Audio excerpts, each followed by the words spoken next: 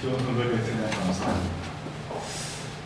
그리고 이 지원 선거대회 가운데서 우리 노 권사님, 우리 배봉훈 권사님, 우리 양승민 권사님, 우리 이기자 권사님, 잠깐 자리 한번 일어나시죠. 우리 박수로 한번 격려하겠습니다.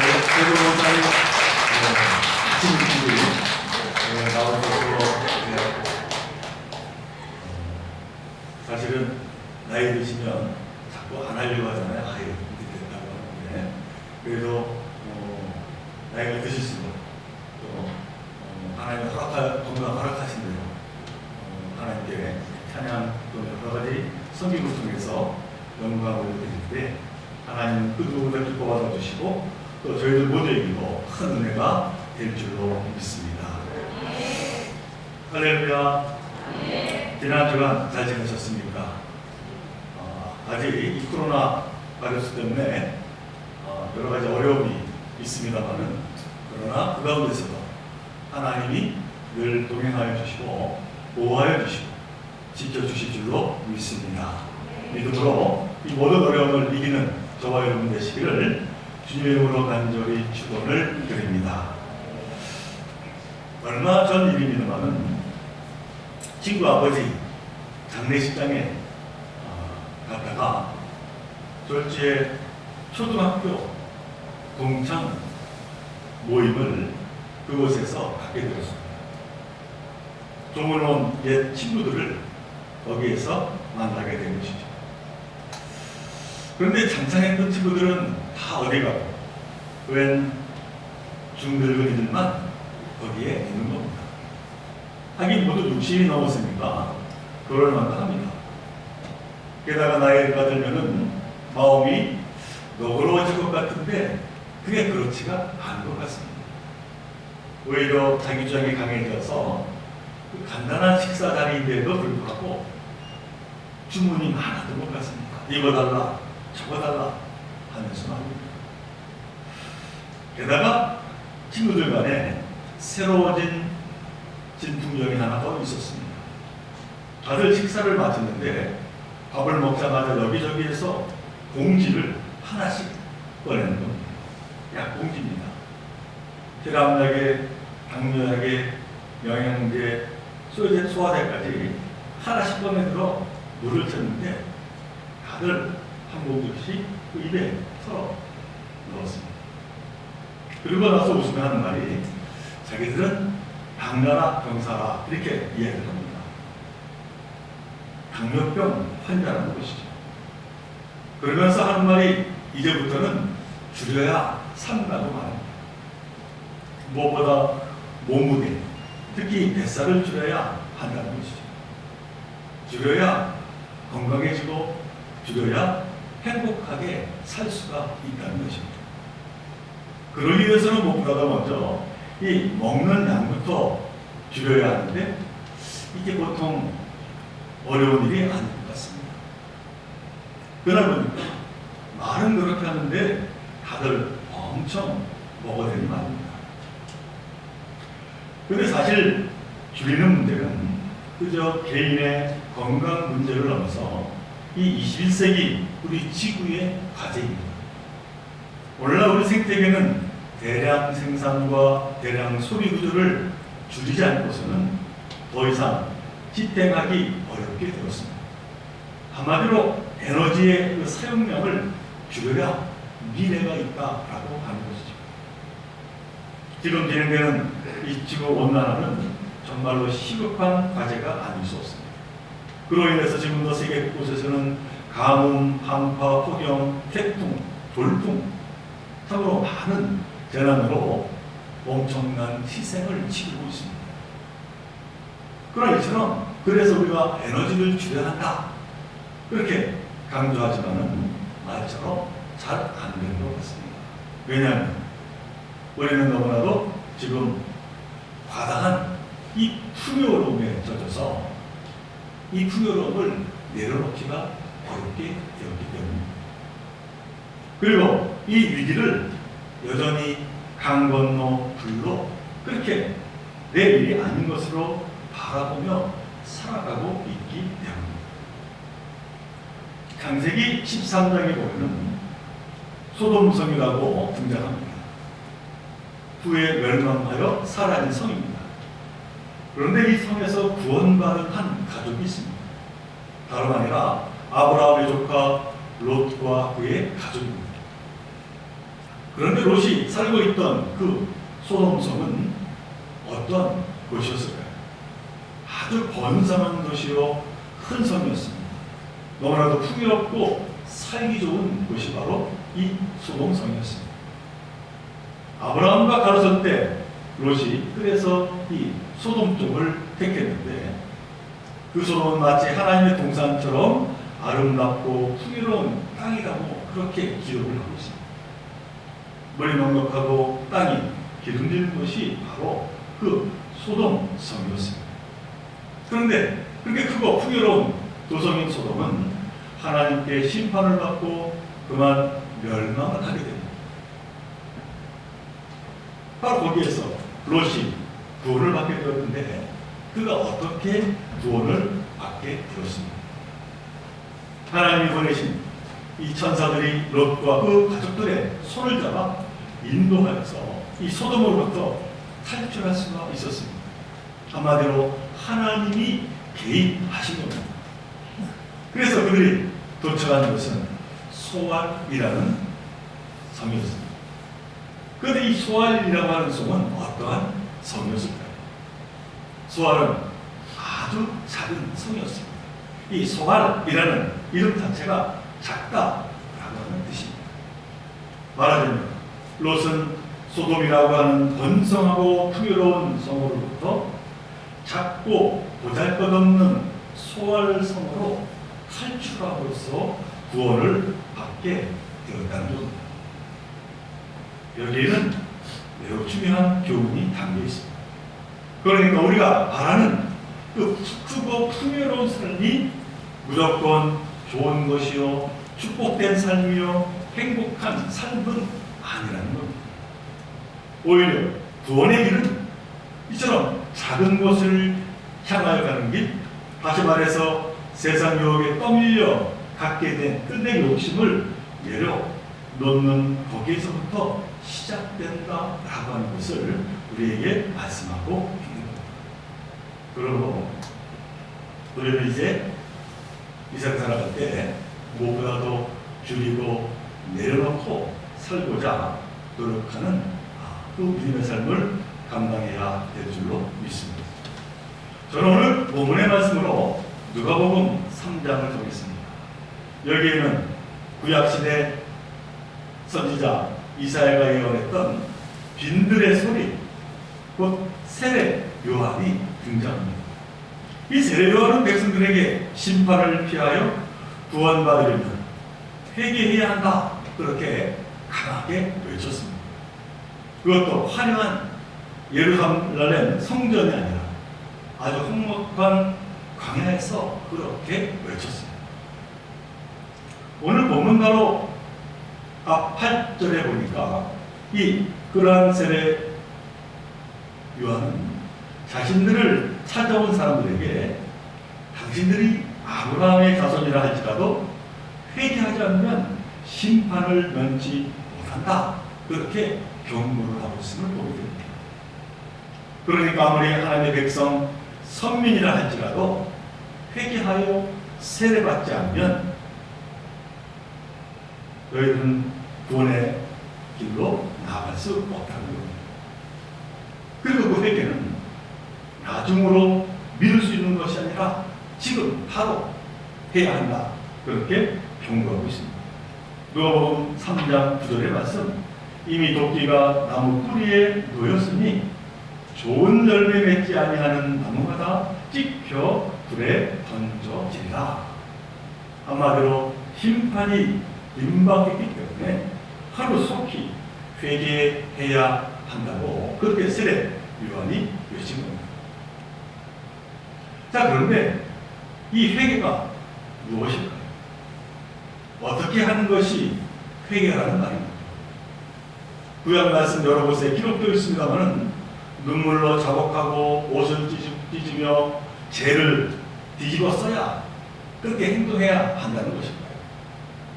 회개를 어떻게 뭘 하라는 말입니다. 오늘 본문에 보니까 이 세례 요한을 찾았던 사람들도 그게 너무나도 궁금했나 봅니다. 그래서 10절에서 이렇게 기록이 되어 있습니다. 무리가 뭐라 이르되 그러면 우리가 무엇을 하리까? 회개하라, 회개하라. 그렇게 당신이 말하는데 도대체 우리가 어떻게 하라는 말입니까? 하고 그렇게 묻고 있습니다. 그러자 세례 요한이 대답합니다. 그런데 그 대답이 예상 밖의 대답이었습니다. 오늘 11절의 말씀입니다. 옷 2벌 가진 사람은 없는 사람에게 나눠주고 먹을 것을 가진 사람도 그렇게 하여라 하는 말씀. 아니 이게 도대체 무슨 말인가? 그러자 그곳에 있던 세리들도 요한에게 또 물었습니다. 우리는 그러면 어떻게 해야 합니까? 세례 요한은 바로 이 세리들에게도 이제 대답합니다. 정해준 것보다 더 받지 말라. 또 옆에 있던 군인들도 덩달아 물어보았습니다. 그러면 우리는 무엇을 하리까? 그러자 요한은 군인들에게 이렇게 말합니다. 오늘 본문 14절의 말씀입니다.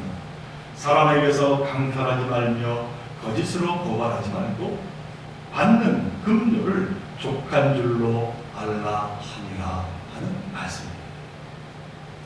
사랑하는 종교의 성도 여러분, 여기 세례 요한의 회개에 대한 이 대답에 대하여 어떠한 생각이 드십니까?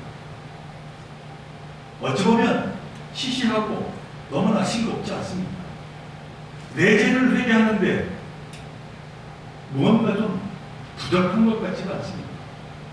세례 요한은 그 옛날 그 유명한 선지자 이사야가 예언한 이 광야에 외치는 자의 소리가 들어서 대방의 그리스도가 곧 오실 것이라고 선언했습니다. 이스라엘 백성들이 그토록 기다리던 그 희망의 때가, 구원의 때가 곧 온다고 외쳤습니다.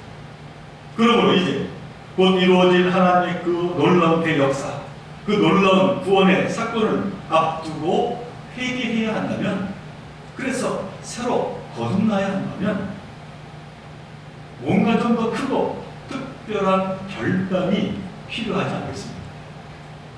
하나님 나라가 온다는 것은 세상의 역사가 완전히 뒤바뀐다는 얘기인데, 그런 위대한 변화를 예비하는 회개, 그래서 세례를 받기 위해서 집을 다 팔아 가구를 다니던가 아니면 날마다 양을 잡아 수십 번 아니 수백 번 번제를 드리던가 뭔가 좀 그럴듯한 변화를 가져야 하지 않겠는가 라는 생각. 그런데 하필 옷을 나누라고 합니다. 이 세번역에서 보면은 그 옷도 속옷입니다.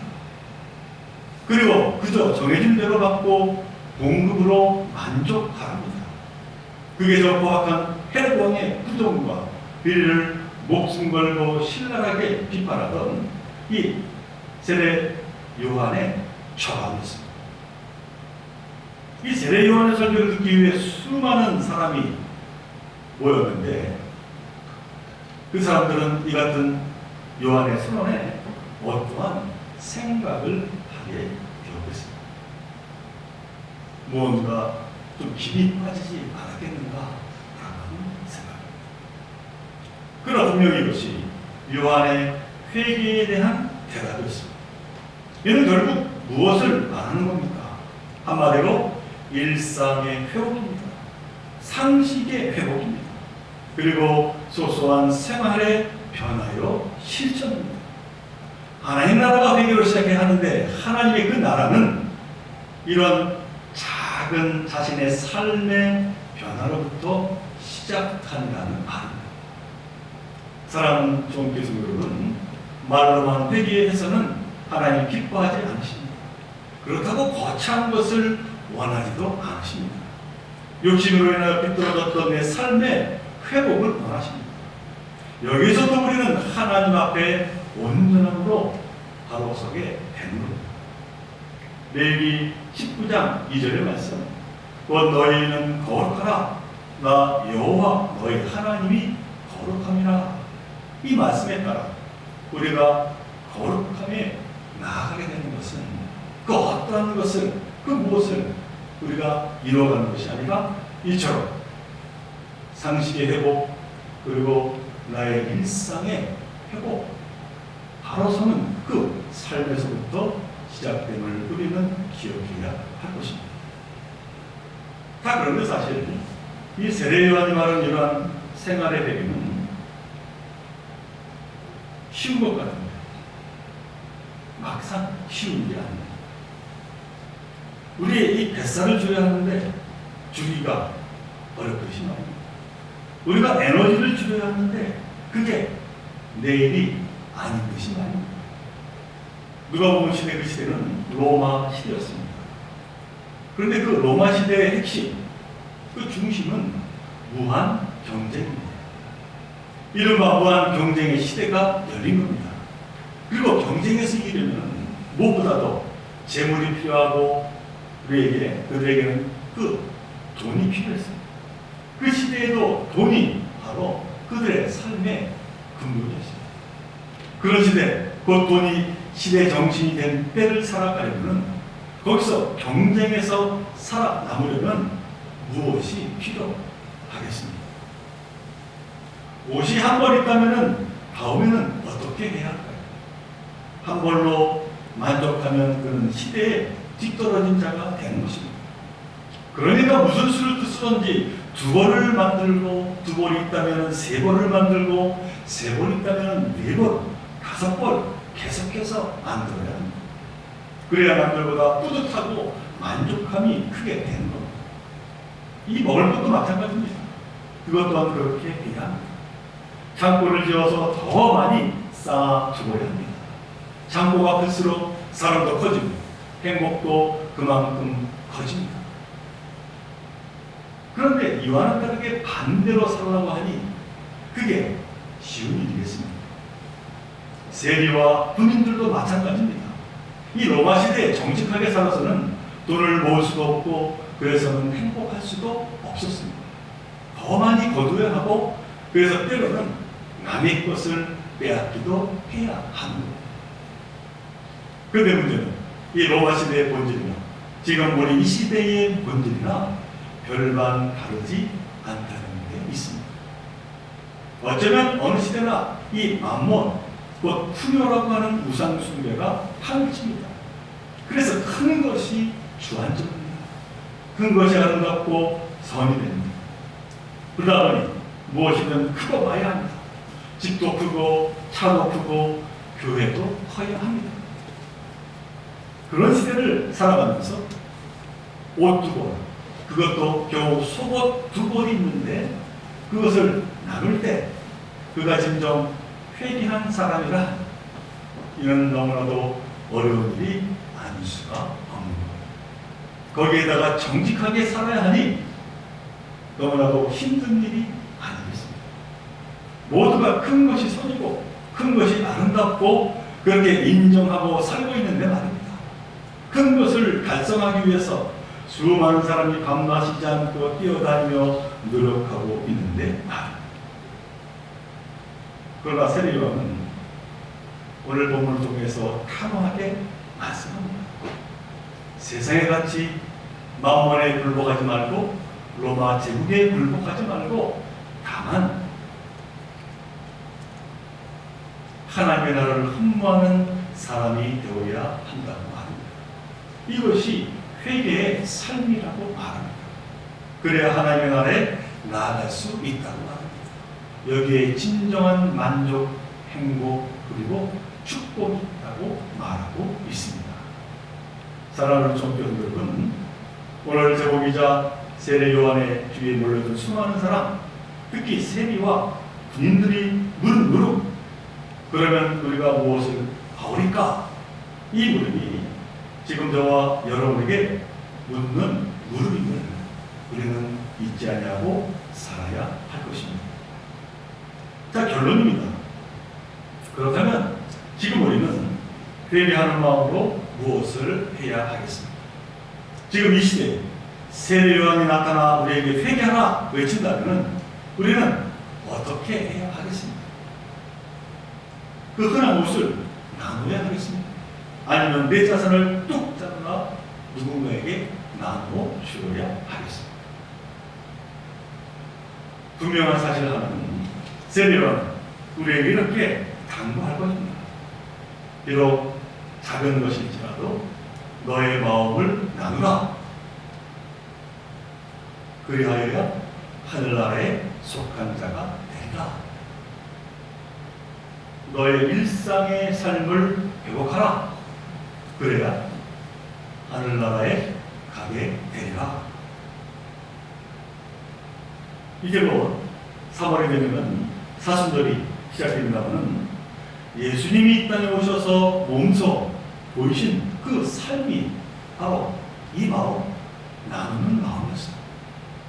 십자가에 달리기까지 당신의 모든 것을 다 나누어 주셨습니다. 일상의 회복을 살아낼 것을 요청하셨습니다. 그러므로 사랑하는 종교에서 여러분, 믿는 자는 마음을 나누는 삶을 살아가고자 노력해야 될 줄로 믿습니다. 특별히 내 주위에 있는 어려운 이들에게 마음을 나누며 삶을 나누며 그 가운데 일상의 상식을 회복하며 나가기를 간절히 바랍니다. 그러면 여기에 참 기쁨과 은혜가 있고 사실은 그 누구와 비길 수 없는 만족감이 있음을 잊지 마시기를 바랍니다. 회개는 단지 머리로 하는 것이 아니라 내 마음을 바꾸고 내 생활을 바꾸는 데부터 시작됨을 기억하시기를 간절히 바랍니다. 올해 우리 교회 목표가 섬김과 나눔으로 이웃과 함께하는 교회입니다. 이는 곧 참된 회개의 고백이요 행함입니다. 바라기는 날마다 우리에게 필요한 것으로 채워주시는 그 하나님의 은총 안에서 내가 가지고 있는 이 작은 마음을 함께 나누며 하나님의 구원을 이뤄가고자 하는 저와 여러분들 모두가 되시기를 주님 이름으로 간절히 축원을 드립니다. 우리 함께 기도드립니다. 사랑과 은혜가 충만하신 하나님, 오늘 누가복음을 통해서 세례 요한이 외칩니다. 일상의 상식을 회복하고 나눔의 마음을 가지고 회개의 삶을 이루어내라 말씀하십니다. 참으로 마음이 이 세상을 흔들고 있는 이때 이 부여라고 하는 것에 그만 넘어지지 않는 저희들에게 하게 해주시고 오히려 이때 작은 것을 나누며 그 마음을 세우며 하나님께 영광 돌리며 살아가는 저희들 모두가 되게 하여 주옵소서. 우리 좋은 교회가 그 귀한 사명을 감당하며 어려움이 없도록 축복하여 주옵소서. 이 모든 것 간절히 바라볼 때마다 우리 주 예수 그리스도 이름으로 감사하며 기도하옵나이다.